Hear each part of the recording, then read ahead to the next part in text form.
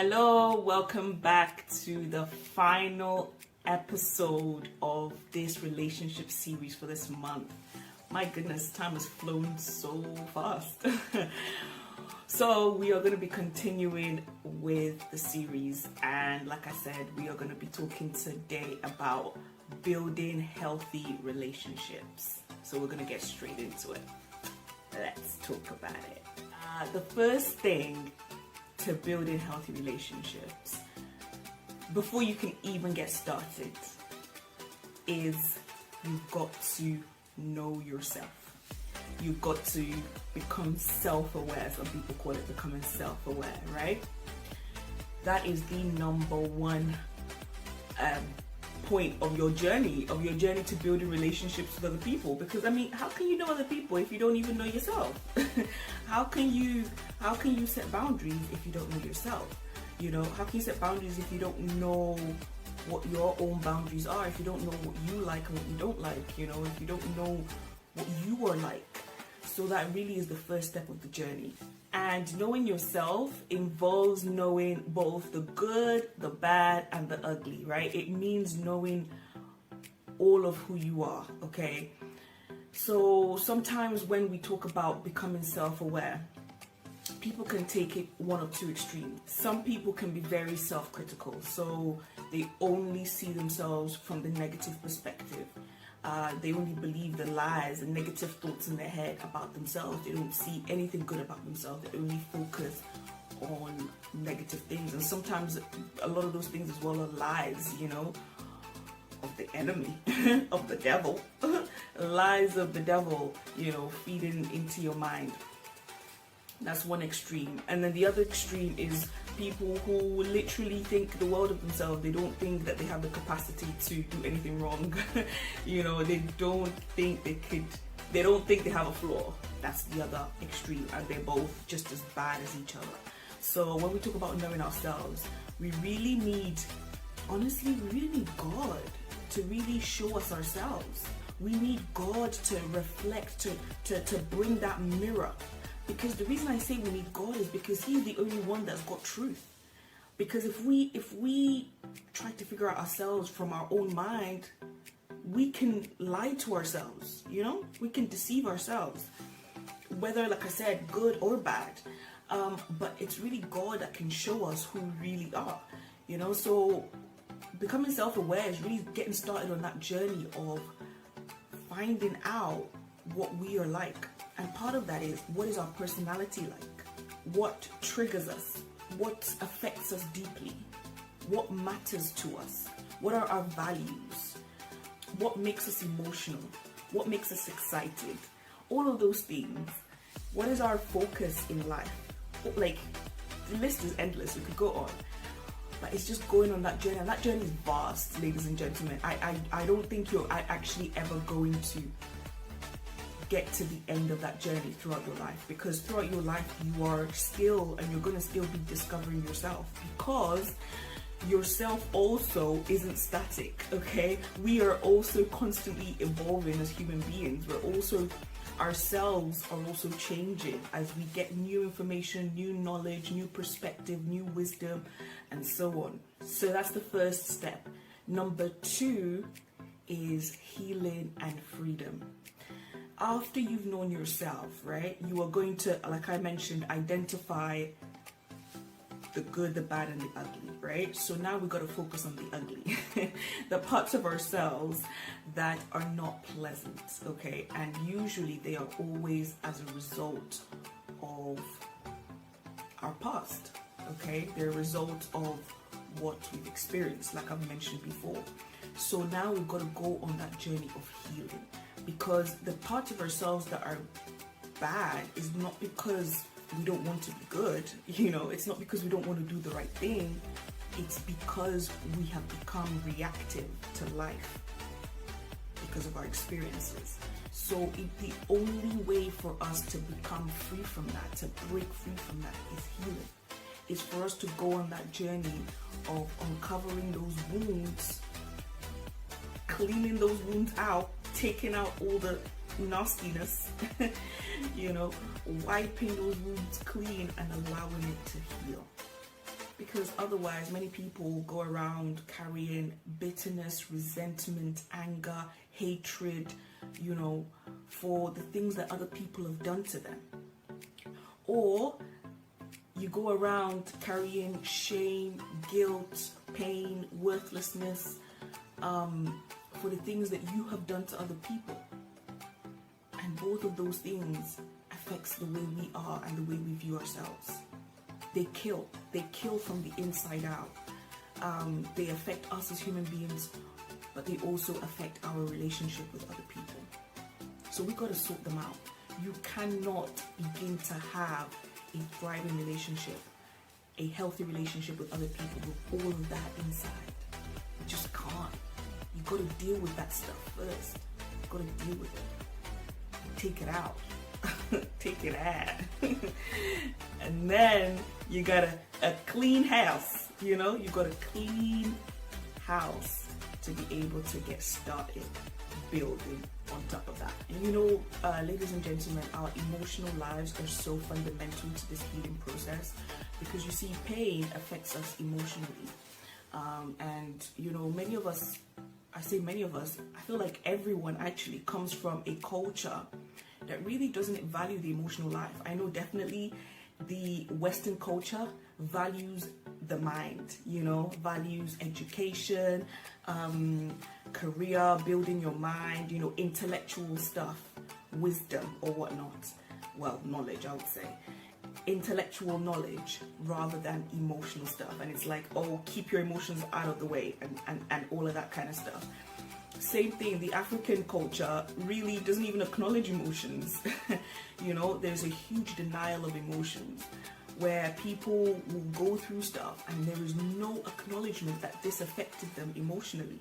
You know, people will go through grief and they're just sort of told to just move on, get over it. You know, people will go through traumatic experiences and there's no support, there's no therapy, there's no help for the emotions to be able to get through those experiences. So many times we don't talk about our emotions. You know, we run away from our emotions. You know, emotions are kind of seen as a childish thing. Don't get emotional. You know, you just hear phrases like that that kind of reinforce that mindset. But the reality is that our emotions are the seat of everything. They are the seat of our heart. You know, they are the seat of our experiences. So our emotional lives are so important, actually, so important.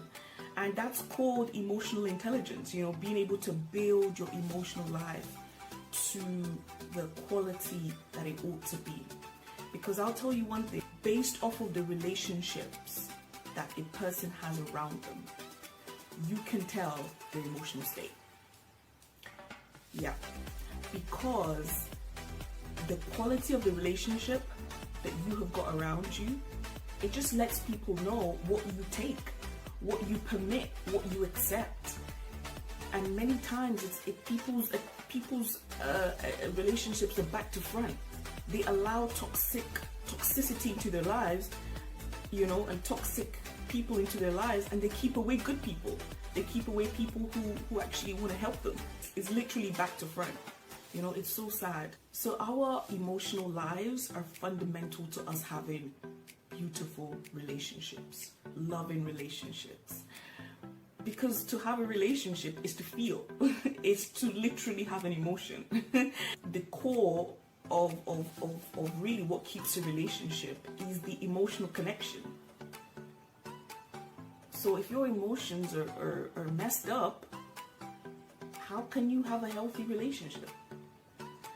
So we got to work on the emotions, you know, that's part of the healing, you know, working on our mental healing, our emotional healing, our physical healing sometimes, if there's been a physical abuse, we've got to work on all of it. Then the freedom part comes as a direct result of healing. Once you've healed, then you actually then have the opportunity to then achieve freedom, being able to be free from trying to please people, being free from people's opinions.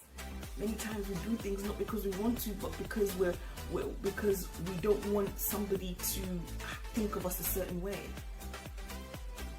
And being free from the fear of people. Many times we do things out of fear, out of fear of being disliked. We don't want to be disliked, and so we do it. Not because we want to, but because we don't want to be disliked. Those things, they enslave. They enslave you. True freedom is being able to be free to choose what you really want to do and to do what you really want to do. What you really want to do, and not being affected by the thoughts, the opinions, the ideas, the perceptions, the fear of other people. Then the third thing is building yourself. After you've gotten freedom and healing, then you now have, like I mentioned before, a clean slate for you to start building on, right? So you are now building yourself, building the things that you want to see in your life, building the character. It really is a character building, the characters that you want to see in your life. So such as kindness, patience, love, self-control, compassion, selflessness, and so on and so forth. Because you see, character is what gives you value. Character is what ups your value, and it also ups the value of your relationship. Some people mistake, valuing yourself for pride or arrogance. But no, for you to have quality relationships, you need to have value for yourself. You need to have a quality self-perception. And what truly gives that is character. And building yourself after building character is also building self-acceptance. You see, the thing is that when you have the right character, then every other thing about you should embrace. So for example, what you look like, what your hair is like, what your facial structure is like, what your height is like. You should embrace, because those are the things, what your voice sounds like. All these features that you were born with are God-given gifts. You need to embrace. And that is a journey of its own, going on a journey of embracing yourself. That's what I mean by embracing yourself. That's what I mean by, owning your uniqueness, embracing your background, where your family comes from, or your skin tone. This also includes mentally as well, accepting the way your mind works, accepting the way your memory works, accepting your interests, the things that you're naturally drawn to, in terms of, okay, maybe you are naturally a creative person as opposed to maybe an intellectual person, or you are naturally a very studious person as opposed to somebody who loves music or whatever, because those things actually give you insight as to where your gifting is, where your talent is, where your calling is, where your assignment is, So those are what make you you, and those are what I love about people. I love seeing their uniqueness. I love seeing that thing that makes you different from somebody else. I don't want you to look like someone else. No, I don't want you to look like me. I don't want you to look like somebody else. I love the fact that you are you, and I love the fact that you are different from me, and I love the differentness of you to me. That is the beauty that God wants us to embrace about ourselves and other people. But when we first embrace it about ourselves, then other people can embrace it about us. And then you can also embrace it about other people. Okay? Because if you remember, the way to access to people's lives is embracing them. Embracing them in their fullness. And you can't truly do that if you haven't embraced yourself. So you've got to embrace yourself first. Then you'll be able to embrace other people truly. Then another part of building yourself